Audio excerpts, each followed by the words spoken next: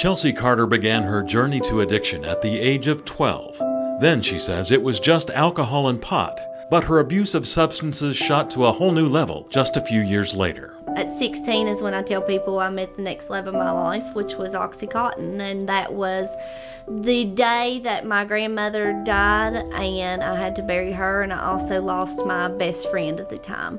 I was looking for anything to numb the pain. At 19, to support her growing habit, Chelsea began dating a drug dealer more than twice her age, and then another dealer who got her involved in a theft ring.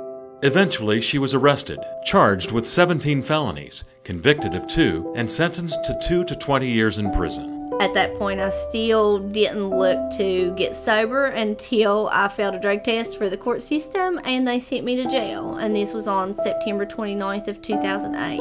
On this day, I hit my knees while I was in jail and I said, Lord, if you bring me out of this, I will never touch a drug again. And I can proudly say since that day, I haven't used anymore. And I've done a lot to change my life. That day, Chelsea committed to an alternative drug court program that got her the help she needed. And 8 years later, armed with a hard-earned bachelor's degree in psychology and a master's in social work, she became a substance abuse counselor at Appalachian Health Services in Logan, West Virginia.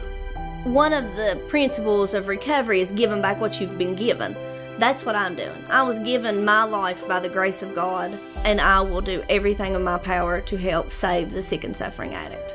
Chelsea says deciding to get help is something that all addicts have to do for themselves, often after hitting rock bottom.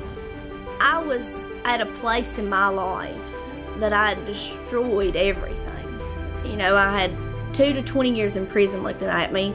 I had needle marks all down my arm. I couldn't wear short sleeves because everybody knew what I was doing. I was at a point where I was dating 40-year-old men just to get what I wanted. And you sit back and you look at life and you say, is this really worth it? Today, Chelsea uses her experience to give hope to others battling the same demons. And it's clear she's making a difference. You know, I've watched countless of people come in here and have destroyed relationships. And in 6 months, they have their moms talking to them, their brothers are talking to them again. They have a place to live that they didn't have a place to live before. Like, there's hope in recovery. You just have to work the program. Beyond the one-on-one help Chelsea is providing to those who are addicted, she's often seen helping by working with government leaders to draw attention to the need for additional resources to fight addiction. And recently, she was honored on the floor of the United States Senate for her efforts. Her story, Chelsea's story, is an example of the progress that can be made by fully committing to fighting the drug epidemic, and that there are victories, that there are programs that work. Chelsea realizes things would be tragically different today had she not received a second chance and the emotional support of friends and family. That's why she offers this encouragement to others. Don't give up hope. You know, there's people who I understand who may not deserve a second chance or even the 15th chance. But when they need you and they finally look at you and say, I'm ready, please get them help.